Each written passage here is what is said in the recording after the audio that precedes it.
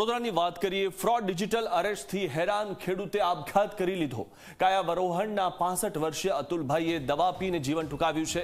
ભેજાબાજોએ Delhi ATS તરીકે ખેડૂતને ઓળખ આપી હતી અને દર 5 મિનિટે કોલ કરીને ખેડૂતને ધમકી આપતા હતા।